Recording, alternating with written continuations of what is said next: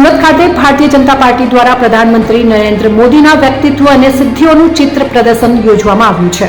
કેન્દ્રીય જળશક્તિ મંત્રી સી.આર. પાટીલે સુરત સાયન્સ સેન્ટર ખાતે આ 3 દિવસીય પ્રદર્શનને ખુલ્લું મૂક્યું હતું। તેમણે આ ચિત્ર પ્રદર્શનને નિહાળ્યું પણ હતું।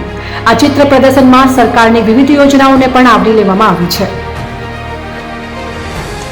વિશ્વ પુરુષ આદરણીય વડાપ્રધાન શ્રી નરેન્દ્રભાઈ મોદી સાહેબના જન્મદિવસ નિમિત્તે all India Bharatiya Janata party દ્વારા સેવાકીય પખવાડિયું ઉજવવાનો નિર્ણય કરવામાં આવ્યો હતો।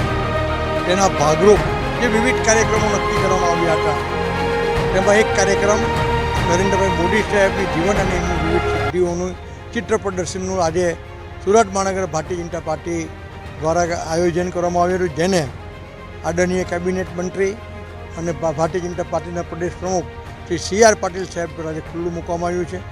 આ ચિત્ર પ્રદર્શન 2 દિવસ માટે આમ જનતા માટે ખુલ્લું રહેશે અને આપ જોઈ શકો છો કે આબેહૂબ આખું વિવિધ પ્રસંગોને આવરી લેતું એક અમની ચિત્રાવલી છે।